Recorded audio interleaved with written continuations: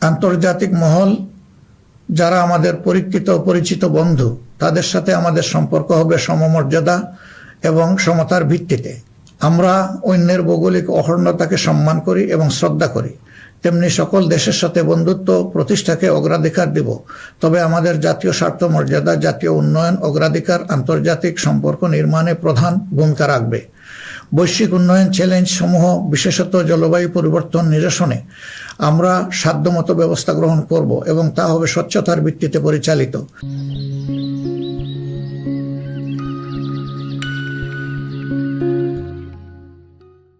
নিপীড়নের শিকার হয়ে আশ্রয় নেওয়া রোহিঙ্গা জনগোষ্ঠীকে তাদের নিজ দেশে নিরাপদ এবং সম্মানজনক প্রত্যাবর্তনের জন্য সব ধরনের কূটনৈতিক তৎপরতা জোরদার করা হবে ইনশাআল্লাহ।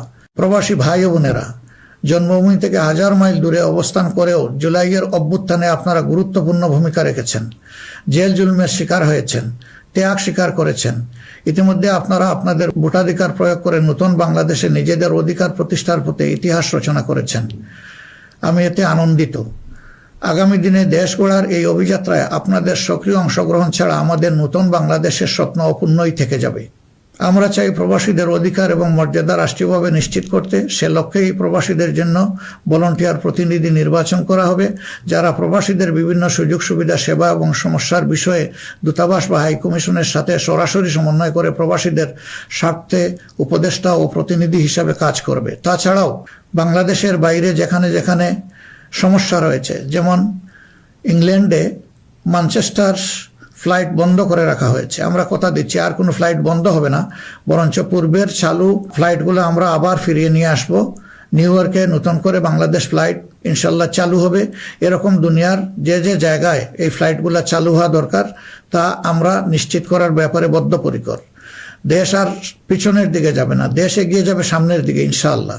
প্রবাসী ভাইয়েরা যখন বিদেশে মৃত্যুবরণ করেন তখন অত্যন্ত অসহায় অবস্থা, তাদের লাশ উপেক্ষিত হয়। আমরা কথা দিচ্ছি, যারা আমাদের রিমিটেন্স যোদ্ধা তারা আমাদের গর্বের ধন। কেউ যদি আল্লাহর ইচ্ছায় বিদেশে ইন্তেকাল করেন, আমরা অত্যন্ত সম্মানের সাথে আমাদের কাঁধে করে তাদের লাশ দেশে বয়ে নিয়ে আসবো ইনশাআল্লাহ।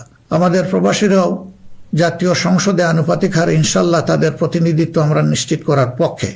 প্রবাসীদের সঙ্গত সমস্ত বিষয়গুলো আমরা গুরুত্বের সাথে বিবেচনায় নিয়ে দেশে যাতে কোনোভাবে তারা নিপীড়নের শিকার না হন তা আমরা নিশ্চিত করব ইনশাল্লাহ। প্রিয় দেশবাসী, নির্বাচনী প্রচারণা শুরু হওয়ার পর থেকে দেশের বিভিন্ন প্রান্তে আমরা গিয়েছি। আপনারা আমাদের সভা সমাবেশে যোগ দিয়েছেন, আমাদের কথা শুনেছেন।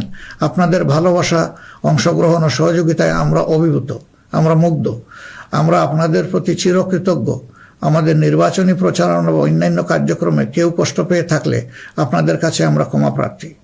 আগামী নির্বাচন সুষ্ঠুভাবে আয়োজন করা সকল রাজনৈতিক দলের নৈতিক দায়িত্ব। তাই আমাদের আহ্বান হবে নির্বাচনী আচার আচরণ বিধিগুলোকে সম্মান জানানো এবং প্রতিদ্বন্দ্বী রাজনৈতিক দলের বৈধ অধিকারকে সম্মান করা।